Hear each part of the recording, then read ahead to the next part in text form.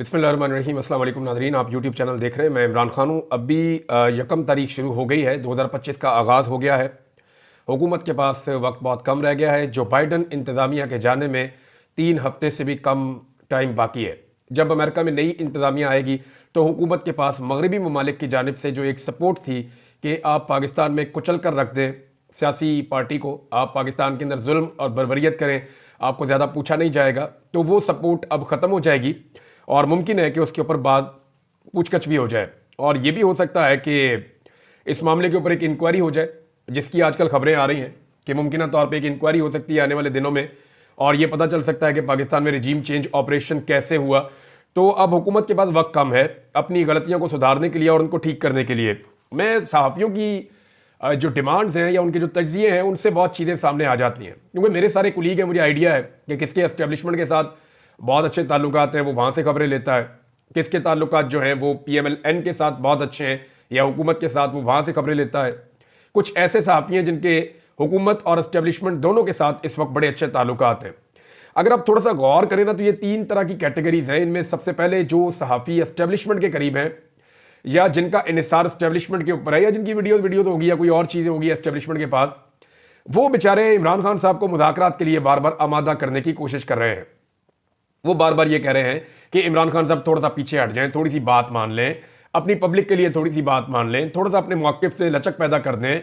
इमरान खान साहब चले बनी गाला चले जाएं कुछ अरसे के लिए, कहीं ना कहीं बात कर लें। एस्टेब्लिशमेंट से बात करने में क्या हर्ज है, या मुतालबात को तस्लीम करने में अपने मौक़िफ़ से थोड़ा सा हट जाने में क्या हर्ज है। अगर आपकी कैद खत्म हो जाती है और आप आगे जाके जो है आपको कुछ सहूलत उसमें मिल जाती है, या आप रूटीन की पॉलिटिक्स में आ जाते हैं, तो एक तरफ के लोग जो है वो ये इस किस्म की बातें कर रहे हैं जो एस्टेब्लिशमेंट के करीब है। दूसरी जो तरह के साफ़ी हैं, हमारे दोस्त दानिश्वर जो नून लीग के करीब है, वो लगातार कोशिश कर रहे हैं कि मुज़ाकरात मुकम्मल तौर पे नाकाम हो जाएं। उसकी वजह यह है कि वो जानते हैं कि इस वक्त एस्टेब्लिशमेंट फंस गई है और एस्टेब्लिशमेंट चाहती है कि ये मुज़ाकरात हों और इन मुज़ाकरात के नतीजे में ये खुद ही किसी नतीजे में पहुंच जाए, हम दबाव डाल के कोई ना कोई हल इसका निकाल दें, ताकि जो अमरीकी दबाव आ रहा है या जो आलमी दबाव आ रहा है उस दबाव को अवॉइड किया जा सके। उसको टैकल करने के लिए इन्होंने कुछ एक्टिविटीज़ की हैं। मैंने आपको चंद दिन पहले बताया था, अभी पाकिस्तान के मीडिया ने उसकी कंफर्मेशन भी दे दी है कि इस्लामाबाद के अंदर बड़ी अहम तरीन मीटिंग्स हुई हैं। वैसे ये खाते में डाल दिया गया इसहाक डार साहब के कि उन्होंने अमेरिका से और बैरून मुल्क से जो आने वाले बड़े इंपॉर्टेंट सफारतकार हैं, बड़े अहम लोग हैं, उनके साथ मुलाकातें की है। लेकिन ये सिर्फ उन्होंने नहीं की, पाकिस्तान की एस्टेब्लिशमेंट इसके अंदर इन्वॉल्व थी और कुछ बड़े अहम फैसले किए गए हैं। स्पेशली अमेरिका की आने वाली एडमिनिस्ट्रेशन को कैसे खुश रखना है, उनके साथ ताल्लुकात को कैसे बेहतर करना है, इस हवाले से एक लंबी चौड़ी डिस्कशन हुई है और सर जोड़कर लोग बैठे रहे हैं।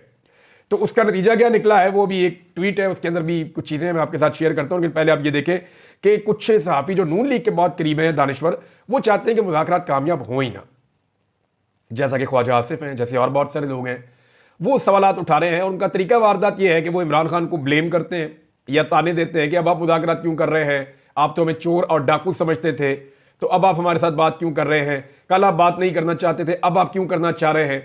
तो इस किस्म के ताने दे के चीज़ें करके वो ये चाहते हैं कि मुज़ाकरात ख़त्म हो जाएं।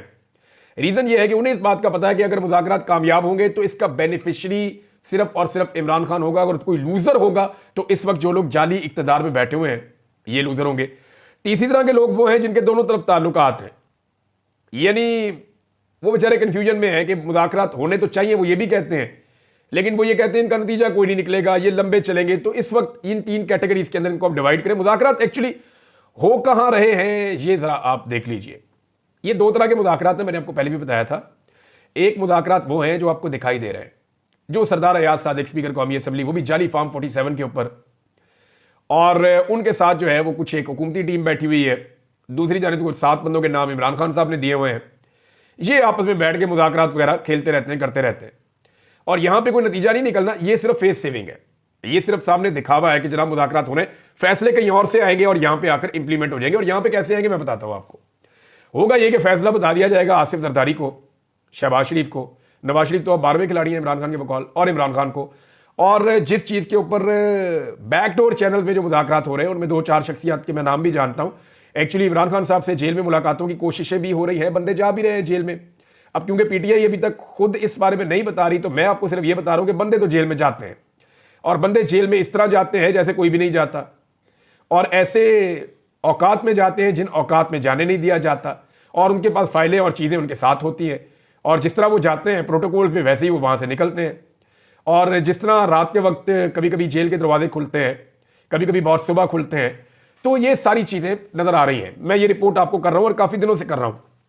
तो दो तरह के मुज़ाकरात हैं, जो बैकडोर चैनल मुज़ाकरात हैं, जिस वक्त वहां कोई नतीजा निकलेगा तो ऑटोमेटिकली ये जो सामने वाली कमेटी है ये भी किसी नतीजे पे पहुंच जाएगी और चीजें फिर आप हल की जानिब जाते हुए देखेंगे। प्रॉब्लम फंसा कहां हुआ है? और प्रॉब्लम उधर ही फंसा हुआ है कि इमरान खान बाहर निकल गया तो भाई इसका सामना कौन करेगा। मसला यह है कि वो कह रहे हैं जी सबसे पहले आपको जेल से हमने रिहा नहीं करना। सबसे बड़ी शर्त यह कि अगर जेल से इमरान खान को रिहा किया तो जैसे ही खबर चलेगी कि इमरान खान साहब की रिहाई के अहकामात हो गए, पूरा पाकिस्तान जेल की तरफ चल पड़ेगा। ये सिर्फ अटक शहर अगर जेल के बाहर आ जाए ना, अडियाला के बाहर, तो आप सोच नहीं सकते कि क्या हाल हो जाएगा। रावलपिंडी निकल आएगा, इस्लामाबाद निकल आएगा, स्वाबी से पश्तून भागे आएंगे, मियाँ वाली से लोग निकल कर आ जाएंगे। आपका जो सॉल्ट रेंज है जिसको आप चकवाल कहते हैं, जेलम के इलाके हैं, ये सारे लोग, ये तो एक एक घंटे की ड्राइव के ऊपर है। ये एक एक घंटे के, डेढ़ डेढ़ घंटे के फासले के ऊपर जितने शहर हैं ये सारे ही निकल आए तो लाखों लोग इकट्ठे हो जाएंगे और फिर पूरा पाकिस्तान उमड़ आया तो फिर क्या होगा। तो यहां इमरान खान साहब को एक कड़ी शर्त यह है कि जनाब आपको जेल से हमने रिहा नहीं करना। आप किसी जगह अपने घर पहुंचे, उसके बाद आपकी रिहाई के अहकामात हो जाएंगे। वहां से आगे फिर आप अपनी एक्टिविटीज को ग्रेजुअली शुरू करें, कोई झटका आप हुकूमत को ना मारे, बेड़े गर्क हो जाएगा। तो एक तो ये इमरान खान साहब के सामने मुतालबा रखा जाता है। दूसरा ये है कि सिस्टम को चलने दें। उन्हें यह कहा जाता है बार बार जनाब इकॉनमी हम ठीक कर रहे हैं, ये कर रहे हैं, कोई भी चीज ठीक नहीं कर रहे। एक नई रिपोर्ट आई है और ये रिपोर्ट जो है वो लोकल रिपोर्ट नहीं है, ये रिपोर्ट इंटरनेशनल रिपोर्ट है कि पाकिस्तान में किस तरीके से गुर्बत के अंदर इजाफा किया गया है। ये रिपोर्ट मैं आपके साथ शेयर कर देता हूं, अभी आपको दिखा देता हूं कि वर्ल्ड बैंक की रिपोर्ट है। लेकिन इन्होंने बेड़ा गर्क किया। इमरान खान साहब को कहते हैं जनाब मुल्क का बिल्कुल ही सत्यानाश हो जाएगा, आप प्लीज कुछ अरसा हमें ये तजुर्बा पूरा करने दें, ये बजट हमें देने दें, चीजें ठीक करने दें, IMF के साथ मामला हमारे चल रहे हैं तो मामला को भी आगे की जानिब जाने दें। हमें कभी वो मांगते हैं 2 साल, कभी 1 साल मांगते हैं, 6 महीने की भी बीच में बात हुई। लेकिन इमरान खान साहब कहते हैं नॉर्मल तरीके से कानून के मुताबिक मुझे छोड़ दें, मैं यहां से जेल से रिहा हो जाऊंगा। लीडर की तरह इमरान खान साहब घर जाएंगे और वहां जाकर बैठ के वो फैसला करेंगे अपनी सारी पार्टी को बिठाकर कि जनाब अब आगे करना क्या है, किस तरीके से इस जाली मैंडेट वाली हुकूमत से जान छुड़ाकर पाकिस्तान में हकीकी अवामी हुकूमत बनाकर पाकिस्तान को वापस संभाला देने की कोशिश करनी है। तो जनाब ये है मामला। अब कई सहाफी ऐसे हैं जिन्होंने, ये बैकडोर चैनल जो मुज़ाकरात है मैं उनकी बात कर रहा था, अब कई हमारे दोस्त सहाफी ऐसे हैं जिन्होंने हुकूमत की बेइज्जती करना शुरू कर दी है। यानी इन्होंने बड़ा हुकूमत का साथ दिया, बड़ी कोशिश की। इनमें 2 तरह के लोग हैं। एक वो लोग हैं जो एस्टेब्लिशमेंट के कहने पर हुकूमत के साथ खड़े थे, वो अब हुकूमत को गालियां दे रहे हैं क्योंकि एस्टेब्लिशमेंट ने हाथ खड़े कर दिए, भी ये है ही नकम्मे नलायक है, कुछ नहीं कर सके, तो आप जाने और ये जाने आपको अब फ्री हैंड है। तो वो फ्री हैंड उनको मिल गया, वो अब दबा के बेइज्जती कर रहे हैं हुकूमत की कि सारा कुछ आपको करके दिया, पकी पकाई हांडी आपको दी, आपसे काम ही कुछ नहीं हुआ। दूसरी तरह के वो लोग हैं जिन्होंने नवाज शरीफ से एक उम्मीद बांध ली थी कि नवाज शरीफ इनकलाबी है। उन्हें लगा कि नवाज शरीफ एस्टेब्लिशमेंट को वापस बैरकों में बंद कर देगा, फौज का सियासत के अंदर से किरदार बिल्कुल खत्म कर देगा। लेकिन उनकी उम्मीदों के बरक्स नवाज शरीफ साहब लंदन से बहुत बड़े साइज का बुरुश बनवा कर लाए और शहबाज शरीफ और नवाज शरीफ ने मिलकर ऐसी पॉलिश शुरू की कि उनकी सारी उम्मीदें खत्म हो गई। मरियम नवाज से उम्मीदें जिन्होंने बांधी थी उनकी उम्मीदें भी पॉलिश के अंदर बह गई। अब सूरत हाल यह है कि वो सहाफी जो इनसे इनकलाब की उम्मीद लगाए बैठे थे, सिविलियन सुपरमेसी की उम्मीद लगाए बैठे थे, वो अब दिन रात गालियां दे रहे हैं और बुरा भला कह रहे हैं। तो यहां पे ये भी सूरत हाल है। पाकिस्तान तहरीक इंसाफ के हवाले से मैं आपको बताऊं कि उन्होंने भी अपनी दूसरी तैयारी कर रखी है। यानी एक तरफ तो वो मुज़ाकरात कर रहे हैं फ्रंट के ऊपर, एक उनके मुज़ाकरात चल रहे हैं बैकडोर चैनल, और तीसरा वो अपनी पब्लिक को एक मरतबा फिर तैयार करना शुरू हो गए हैं और उन्होंने इंदिया देना शुरू कर दिया है कि हम एहतजाजी तहरीक के लिए तैयार हैं। अगर ये मुज़ाकरात कामयाब ना हुए या किसी नतीजे पर ना पहुंचे तो बहुत बड़े पैमाने पर पाकिस्तान में पाकिस्तान तहरीक इंसाफ एहतजाज करेगी। अब जो बाइडन के दौर में तो खुली छूट होती थी, अगर अब तहरीक इंसाफ निकलती है तो क्या उसी तरह पाकिस्तान की हुकूमत कंटेनर्स इकट्ठे करके खड़े कर सकती है? क्या उसी तरह कत्लेआम कर सकती है जैसे डी चौक में किया? क्या उसी तरह जो है वो ब्रूटल फोर्स को इस्तेमाल किया जा सकता है सिविलियंस के खिलाफ? क्योंकि अब तो बिलावल ने भी कहना शुरू कर दिया कि ये जुल्म और बर्बरियत है, कि बिलावल इसका हिस्सा है। लेकिन पहले बिलावल की तरीका वारदात यह है कि हर जुल्म का हिस्सा बनने के बाद में मजलूम बनने की एक्टिंग शुरू कर देता है बिलावल जरदारी। तो बिलावल जरदारी ने ये एक्टिंग शुरू कर दी है, कभी इंटरनेट को लेकर, कभी सोशल मीडिया को लेकर, कभी जो है वो जुल्म और बर्बरियत को लेकर। तो ये एक्टिंग जो है वो अब लोग जानते हैं, लोग एक नई सदी के अंदर जिंदा हैं, ये सोशल मीडिया का दौर है, लोग हकायक जानते हैं। तो पाकिस्तान तहरीक इंसाफ ये जानती है कि आलमी प्रेशर की वजह से अब हमारे साथ उस तरह की सख्ती नहीं हो पाएगी। अगर ये मुज़ाकरात कामयाब नहीं हुए तो वो दोबारा एहतजाजी तहरीक के लिए तैयार है। डेडलाइन है 31 जनवरी। जो बाइडन की हुकूमत खत्म हो जाएगी 19 जनवरी को, और 31 जनवरी तक अगर ये मामला नहीं होते तो फरवरी के मिड में आप एक बड़ी एहतजाजी तहरीक दोबारा पाकिस्तान तहरीक इंसाफ की तरफ से देख रहे होंगे। शहबाज शरीफ ने इस मौके पे फिर से डरे हुए बयान देना शुरू कर दिए। पहले तो वो ऊ वाला बयान जो है वो आप देखें, उनके अपने साथी, उनके अपने दोस्त उनका मजाक उड़ा रहे हैं। ये ऊ करके कौन सा एहतजाज होता है? कभी करके आवाज निकालते, ऊ करके इनकी आवाजें चूंचा ही खत्म नहीं हो रही। ऐसा अजीब वजीर आजम नमूना लाकर पाकिस्तान पे मुसल्लत कर दिया है, और वो भी सीरियस होकर बैठ गए कि वजीर आजम है। और भाई 17 सीटें टोटल नहीं है आप लोग जीते, 17 सीटों के साथ वजीर आजम कैसे बन गया? 17 सीटों के साथ तो आपको इत्तेहादी जमात के अंदर 2 वजारतें मिलती हैं, और जनाब वजीर आजम पाकिस्तान बनकर बैठ गए और सीरियस भी हो गए कि मैं वजीर आजम पाकिस्तान हूं, और उठ के जनाब अपनी चूं चाह ऊ आ की कहानियां भी सुनाना शुरू कर दी हैं। एक अजीब ज़हनी मरीज को लाकर मुसल्लत किया गया है ताकि उसको अच्छे तरीके से कंट्रोल किया जा सके। ये सिर्फ उसे कंट्रोल करना चाहते हैं। अब वो कह रहे हैं जी धरनों ने मुल्क का धड़न तख्ता किया, ये शहबाज शरीफ ने कहा। तो जनाब मैं एक चीज आपको बता दूं कि अभी पाकिस्तान तहरीक इंसाफ ने कोई धरना नहीं दिया। यहां पे जो आखिरी धरना हुआ, एक तो अभी मजलिस वादतुल मुस्लिमीन के जुल्म के खिलाफ धरने जारी है, और अच्छी बात यह है कि कुरम एजेंसी के अंदर फरीकैन के अंदर मुआहिदा हो गया है। 45 लोगों ने उस पर दस्तखत कर दिए हैं, कुछ उसूलों के ऊपर इत्तफाक हो गया है, और उम्मीद की जा रही है कि अब रास्ते भी खुल जाएंगे, हालात नॉर्मलाइज हो जाएंगे। तो ये एक बहुत बड़ी कामयाबी है। इसके ऊपर फैसल अमीन खान ने एक बड़ा डिटेल किस्म का ट्वीट किया है, और उस खुशखबरी को उन्होंने बताया कि जनाब ज्यादातर चीजें जो है वो हल हो गई हैं, और इसमें सूबाई हुकूमत ने बड़ा रोल प्ले किया है। और साथ ही उन्होंने कहा कि मुबारकबाद पेश करते हैं कि ये हालात मजीद खराब होने से बच गए हैं, लेकिन इसके बावजूद मैं इसको एक नालायकी कहूंगा हुकूमतों की, चाहे वो सूबाई है चाहे वफाकी हुकूमत है, कि ये मामला बहुत पहले हल होना चाहिए था।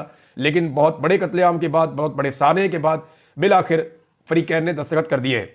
तो धरने तो TLP ने दिए हैं, और उसको हुकूमत ने फैसिलिटेट किया, जमात इस्लामी ने दिया, हुकूमत ने फैसिलिटेट किया, इमरान खान के दौर पे फजल रहमान ने दिया, आप लोगों ने खुद भी धरने दिए। इमरान खान ने तो 2014 में धरना दिया था, तो आज 2024 है, तो 10 साल के बाद आप उसके बहाने नहीं बना सकते। तो शहबाज शरीफ साहब को पहले से ही नजर आ रहा है कि आने वाले दिनों में उनके साथ होने क्या जा रहा है। सूरत हाल नाज़रीन इनकी ये हो गई है कि पहले जब पाकिस्तान में धांधली होती थी ना, तो लोग उसको जस्टिफाई करते थे, नहीं जी नहीं इतनी धांधली नहीं हुई, झूठ बोलते हैं ये। जैसे नवाज शरीफ का 2013 का दौर है, इमरान खान साहब कहते थे धांधली हुई है, हमें पंक्चर लगे हैं, हमारी सीटें चोरी की गई हैं, 2/3 अक्सरियत इनकी नहीं थी, अपोजिशन पार्टी मेरी थी, पीपल्स पार्टी की नहीं थी। तो उस वक्त वो कहते थे नहीं नहीं जी धांधली नहीं हुई है, झूठ बोलते हैं। आज आपको पता है इनके हालात क्या है? आज ये बजाय ये कहने के कि धांधली नहीं हुई, इनका दिफा ये है कि जनाब धांधली हुई है तो कौन सी पहली दफा हुई है। आप पोजीशन का अंदाजा करें कितनी कमजोर पोजीशन पे इस वक्त ये हुकूमत खड़ी हुई है कि ये अपने मुंह से ये एक दफा भी नहीं कह सकते कि पाकिस्तान में 8 फरवरी 2024 के इंतखाबात में धांधली नहीं हुई। ये कहने की बजाय ये कहते हैं जनाब ये कौन सी पहली दफा हुई है, पहले भी तो होती रही है। भाई पहले अगर धांधली होती थी ना 19-20 होती थी, इस दफा जो 19-120 हो गई है। बेड़ा ही गर्क कर दिया, 17 सीटों वाले को हुकूमत बनाकर दे दी, और जो 180 नशिस्तें पार्टी जीती हुई थी उसको लाकर महदूद कर दिया 100 सीटों से भी नीचे, और मखसूस नशिस्तें भी छीन ली। तो यह पाकिस्तान की तारीख में पहली मरतबा इस बड़े पैमाने पर धांधली हुई, इससे पहले नहीं हुई है। और इस किस्म का जो अजीबोगरीब किस्म का जस्टिफिकेशन है या जो जवाब पेश किया जाता है कि पहले भी धांधली होती रही है, तो आप 3 पहिए वाली साइकिल का जो है ना वो आप रेसिंग कार के साथ मुकाबला नहीं कर सकते। हाँ ये होता था कि एस्टेब्लिशमेंट जो है, जो हुकूमत बन रही होती थी, अपना बोझ उसके पलड़े में डाल के उसकी मदद कर देती थी ताकि उनके ऊपर एहसान चढ़ जाए और एक वर्किंग रिलेशन बन जाए। और एस्टेब्लिशमेंट धांधलियां करती भी रही है। ये आपको याद होगा IGI बनाई बेनजीर के खिलाफ, बड़ा गंद मारा इन्होंने। लेकिन ये जो अब किया है इससे बड़ा गंद पाकिस्तान की तारीख में हुआ नहीं है जो इलेक्शन के साथ इन लोगों ने कर दिया है। चेयरमैन PTI ने नाज़रीन बड़े अजीबोगरीब बयान दिए। मैं वो बयान पढ़ने के बाद पहले ये सोचता था कि क्या इस आदमी ने ये बयान दिए भी हैं या झूठ है। यानी एक उन्होंने कहा कि आज पहली मरतबा पता चला कि इंटरनेट की बंदिश गलत होती है। ये कायमा कमेटी में सेनेट की पेश हुए, वहां उन्होंने कहा कि पहली दफा पता चला कि ये बंदिश गलत होती है। हैरत है मुझे। दूसरी बात इन्होंने की कि 8 फरवरी के इलेक्शन के रोज भी इंटरनेट की बंदिश गलत थी। सुप्रीम कोर्ट के हुक्म पर इंटरनेट और सोशल मीडिया ऐप्स बंद हुई। अब कादी फायद ईसा उस वक्त सुप्रीम कोर्ट में चीफ जस्टिस थे। कादी फायद ईसा से किस किस बात का जवाब लेंगे? पाकिस्तानियों के हाथ होंगे और कादी फायद ईसा का गिरबान होगा। मैं आपको यह बता रहा हूं कि इस आदमी ने पाकिस्तान को जितना नुकसान पहुंचाया, कोई जज पाकिस्तान की तारीख में पाकिस्तान को इतना नुकसान नहीं पहुंचा सका। इंसानी हकूक की बदतरीन खिलाफ वर्जियां इस आदमी की सरबराही में और इसकी मदद के साथ हुई हैं। तारीख का मुतनाज़ तरीन इलेक्शन इस आदमी ने करवाया है। फिर एक और चीज है जी, नई सबमरीन केबल जो है उसको शार्क नहीं काट सकती। आप किसी और चीज को शार्क कहते हैं तो वो अलग बात है। ये चेयरमैन PTI कह रहे हैं। वो कहते हैं जी हम तो बंद ही नहीं करते, हमें तो हुकूमत कहती है हम बंद कर देते हैं इंटरनेट। और ये रिटायर्ड जर्नल है। इनकी काबिलियत का आप अंदाजा लगा लें। एक तो हर जो बड़ी सीट होती है जैसे ही वो खाली होने लगती है, कोई ना कोई जर्नैल रिटायर हो जाता है, हमारी किस्मत वो नगीना तोहफा आकर उस सीट के ऊपर बैठ जाता है। और हम एक ऐसी बदकिस्मत कौम है कि हमने इन नगीनों की, इन तोहफों की कदर नहीं की सही तरह। अगर हम इनकी कदर करते तो आज पाकिस्तान आगे निकल जाता। लेकिन जनाब हर सीट के ऊपर जो है वो कहीं ना कहीं से ढूंढ के एक आधा रिटायर फौजी ऑफिसर आके बैठ जाते हैं और वो आकर वहां पे काम करते हैं, और जो सिविलियंस हैं वो उनके अंडर काम करके कंट्रोल में रहते हैं। ऐसा लगता है कि सारे इदारों को बेहतर चलाने की कैपेसिटी सिर्फ पाक फौज के रिटायर अफसरान के पास है और किसी के पास है नहीं। अब आ जाए जनाब, ये जो गुर्बत वाली रिपोर्ट है ना, ये बड़ी इंपॉर्टेंट है। इस रिपोर्ट को अगर आप देखें तो आपको आइडिया होगा कि पाकिस्तान के साथ इन लोगों ने किया क्या है। नाज़रीन, ये डाटा ये बता रहा है कि 2024 में मौजूदा हुकूमत के दौर में पाकिस्तान में गुर्बत में बहुत ज्यादा इजाफा हुआ और 7% से ज्यादा गरीबों की तादाद में इजाफा हो गया। 1,30,00,000 मजीद पाकिस्तानी शहबाज शरीफ साहब की मेहरबानी से मजीद गुर्बत की लकीर से नीचे चले गए। ये जनाब इन्होंने कारनामा किया है। 7% गुर्बत की मिकदार में इन्होंने इजाफा कर दिया है। इमरान खान साहब के दौरे हुकूमत में गुर्बत कम हुई थी। मैं आपको डाटा के साथ साबित कर देता हूं। 2019 में, 2018 में जब नवाज शरीफ शहबाज शरीफ छोड़कर गए तो ये गुर्बत तकरीबन कोई 22% के आसपास थी। फिर इमरान खान साहब का दौर आ गया और कोरोना की वजह से गुर्बत की मिकदार में कुछ इजाफा हुआ, लेकिन इमरान खान साहब ने ऐसा कंट्रोल किया कि कोरोना वायरस के बावजूद, बदतरीन हालात के बावजूद गुर्बत की शरह को 22% से कम कर 17.1% तक 2022 में इमरान खान साहब लेकर आए। यानी 17.1% तक इमरान खान साहब लेकर आए थे, 22% से कम करके। कोरोना वायरस के बावजूद, बदतरीन माशी हालात के बावजूद, जो गड़े ये खोद कर गए थे, इसके बावजूद इमरान खान ने गुर्बत को 5% कम किया था। और अभी एक साल के अंदर शहबाज शरीफ ने गुर्बत को 7% मजीद बढ़ा दिया है और इस वक्त पाकिस्तान में गुर्बत की शरह 25.3% तक पहुंच गई है। यह है जनाब इनके कारनामे। नाज़रीन, एक खबर मैं आपको जाते जाते दे दूं, और वो खबर यह है कि 34 मिनट की आतिशबाजी का आलमी रिकॉर्ड तोड़ा है। गवर्नर सिंध कह रहा है हमने 40 मिनट की आतिशबाजी कर दी नए साल पे। इस शहर में पीने के लिए पानी नहीं है, इस शहर में निकासी आपका सिस्टम नहीं है, लोग बीमारियों से और गुर्बत से मर रहे हैं। इस शहर में रोजाना मोबाइल फोन छीने जाते हैं, लॉ एंड ऑर्डर के सीरियस तरीन इश्यूज हैं। यह दुनिया के उन शहरों के अंदर शामिल हो गया है जहां पे हालात इंसानों के रहने के लिए बदतरीन है। और उस शहर का गवर्नर कह रहा है, उस सूबे का, कि जनाब मैंने वर्ल्ड रिकॉर्ड बना दिया है, 34 मिनट से ज्यादा बढ़ा के 40 मिनट की आतिशबाजी की है मैंने। शौक इनके चेक करें आप। और मैं आपको बता देता हूं 50 मिनट से ज्यादा आतिशबाजी कर दी है उसने, अबू धाबी ने। अब अगले साल इस गवर्नर को और पटाखे चलाने पड़ेंगे। चलाते रहो पटाखे, चलाते रहो पटाखे। इस तरह के तोहफे मुसल्लत किए पाकिस्तान के ऊपर, यही अंजाम होना था। अब तक के लिए इतने, अपना ख्याल रखिएगा, अपने चैनल का भी। अल्लाह हाफिज़।